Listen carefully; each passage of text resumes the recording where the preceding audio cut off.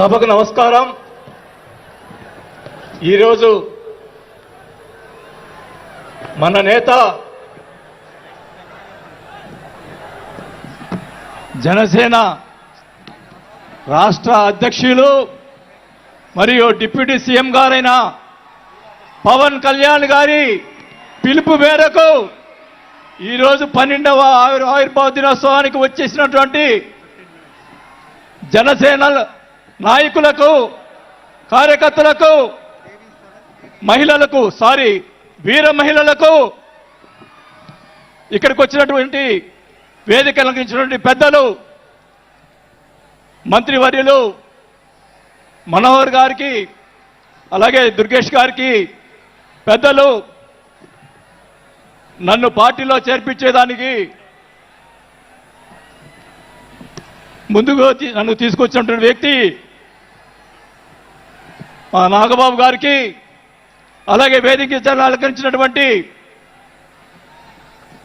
ఎంపీలకు, ఎమ్మెల్యేలకు, జనసేన నాయకులకు అందరికి కూడా ముందుగా నమస్కారాలు తెలియజేసుకుంటా ఉన్నాం. మీరందరూ కూడా 12 ఆవిర్భావ దినోత్సవాలు జనసేనకు సంబంధించి అటెండ్ అయి ఉంటారు. కానీ నాకు ఇది మొదటిది. అసలు బాలినేని శ్రీనివాసరెడ్డి అనేవాడు వైసీపీ విడిపోయి బయటకు వస్తాడా అనుకొని చాలా మంది మాట్లాడినటువంటి పరిస్థితులు ఉన్నాయి. నాకు క్షమించండి కొద్దిగా, ఎందుకంటే మొదటిసారి కాబట్టి ఒక 5 నిమిషాలు తీసుకుంటాను. దయచేసి మనోహర్ గారు క్షమించాలని కోరుకుంటా ఉన్నా. మొదటగా నాకు రాజకీయ భిక్ష పెట్టింది రాజశేఖర రెడ్డి గారు. రాజశేఖర రెడ్డి గారు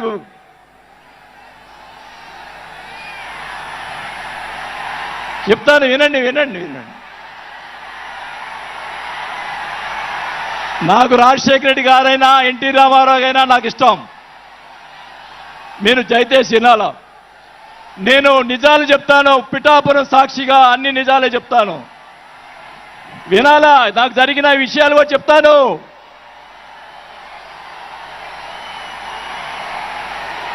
ఆ తర్వాత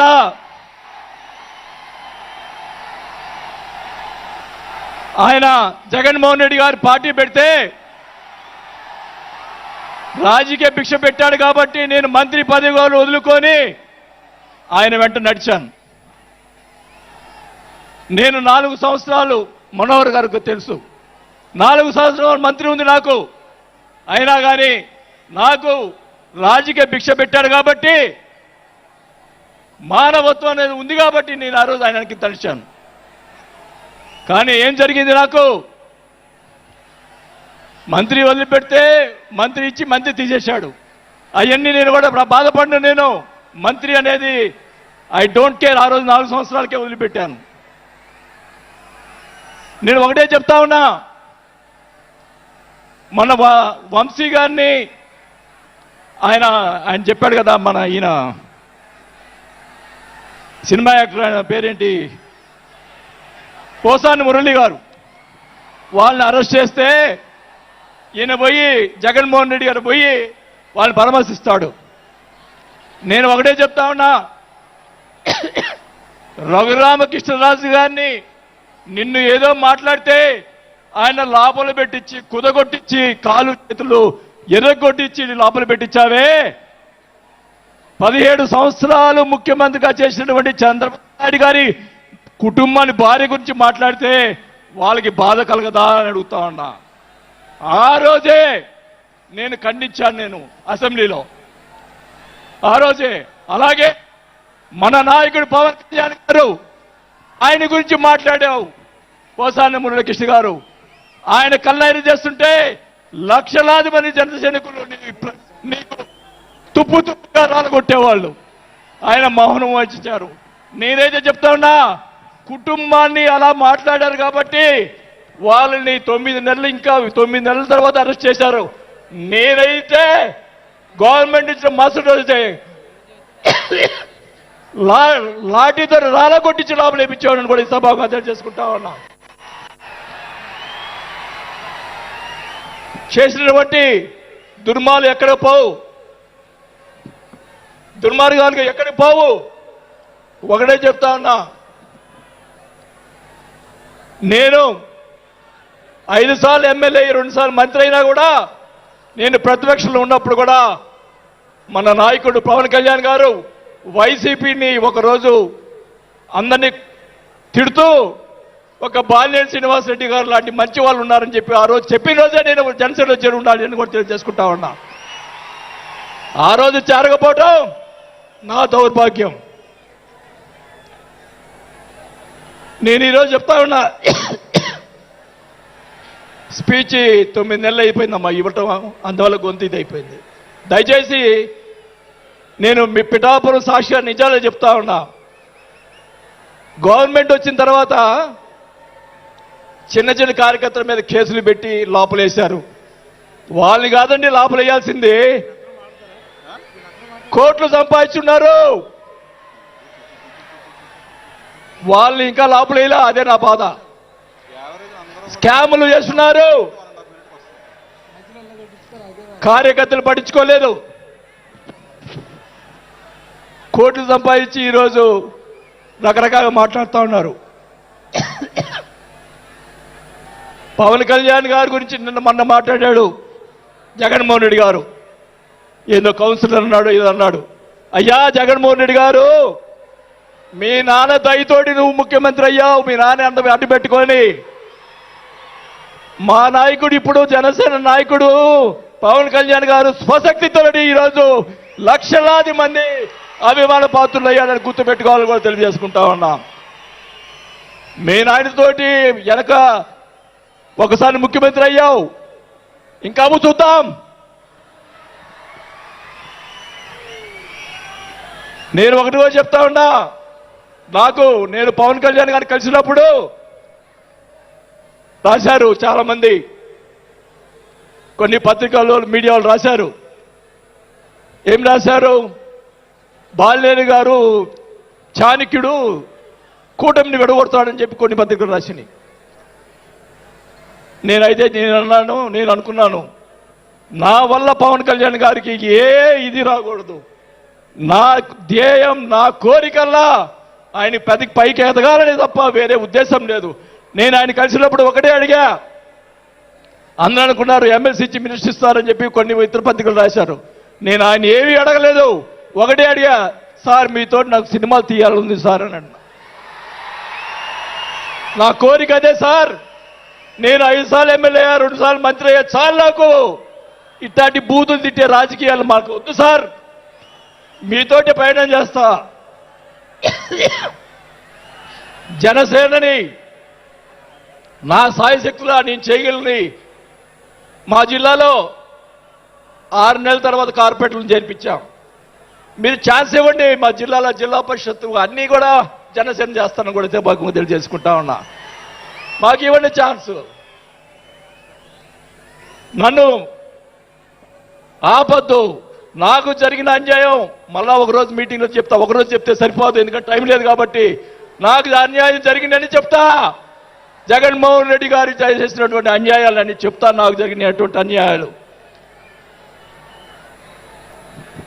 నేను ఒకటే చెప్తా ఉన్నాను సార్, మీకు కూడా దయచేసి జనసేన కార్యకర్తని చూస్తున్నాను. అన్ని నియోజకవర్గాల్లో ఎమ్మెల్యేలని చాలా మంది గెలిపించారు, కార్యకర్తల్ని జనసేన వాళ్ళని పట్టించుకోవటం లేదు.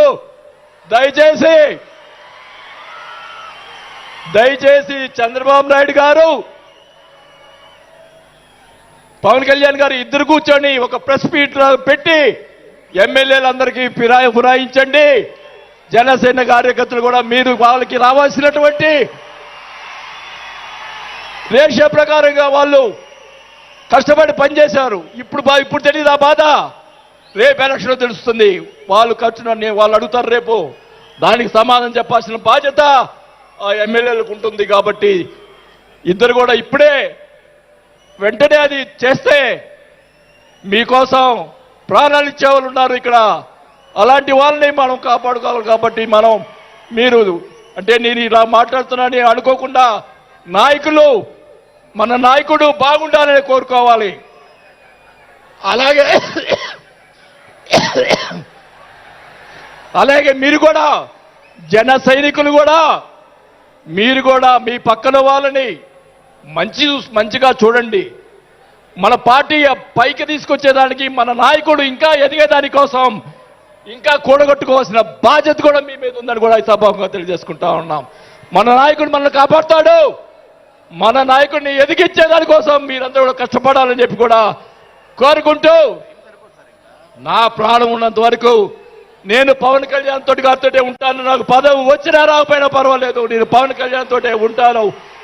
నేను రాజకీయంలో నాకు జరిగిన అన్యాయాలు ఒకటి కాదు రెండు కాదు, మా నాన్న ఇచ్చిన నీ ఈరోజు ఛాలెంజ్ చేస్తున్నా పిఠాపురంలో అమ్మవారి సాక్షిగా మా నాన్న ఇచ్చిన ఆస్తిలోనే నేను సగం భాగం పైన నేను అమ్ముకున్నాను ఈ రోజు అని కూడా ఈ సభాముఖంగా తెలియజేసుకుంటా ఉన్నాం.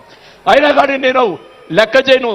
నాకున్నటువంటి ఇది కూడా నాకున్నటువంటి మా వియ్యంకుడికి నాకున్నటువంటి ఆస్తులు కూడా జగన్మోహన్ రెడ్డి గారు కాజేశాడని కూడా ఈ సభాముఖంగా తెలియజేసుకుంటా ఉన్నా. కాబట్టి అది త్వరగా మీరు చెప్తాను అవన్నీ కూడా తెలియజేసుకుంటూ ఈరోజు మీరు నన్ను దయచేసి ఇప్పుడు ఈ మాట్లాడిన దానికి ఇంకా రేపు ఒకటే కౌంటర్లు వస్తాయి నాకు తెలుసు. ఛాలెంజ్ చేస్తున్నా, నేను ఇది కూడా ఛాలెంజ్ చేస్తున్నా. చంద్రబాబు నాయుడు గారు కూడా అడుగుతా ఉన్నా, మొత్తం మొన్న జరిగినట్టు ఉన్నటువంటి ఎమ్మెల్యేలు అందరి మీద ఎంక్వైరీ, నా మీద కూడా సహా ఎంక్వైరీ చేయండి.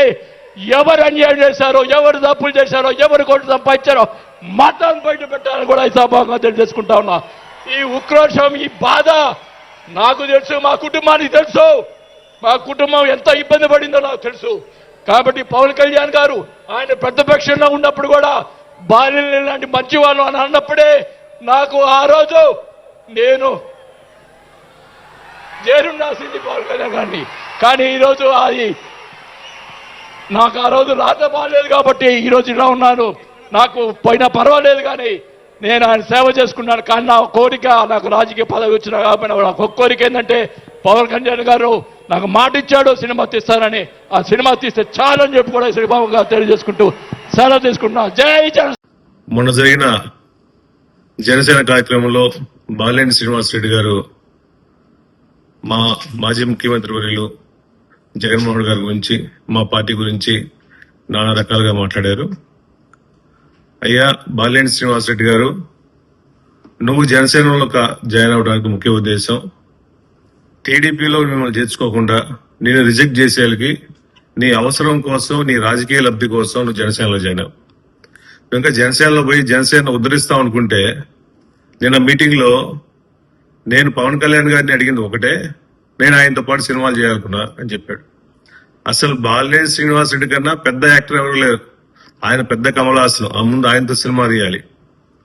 అదేవిధంగా జగన్మోహన్ గారు వైఎస్ రాజశేఖర్ గారు లేకపోతే ఆయన రాజకీయం లేదు, సీఎం కాలేదని చెప్పారు.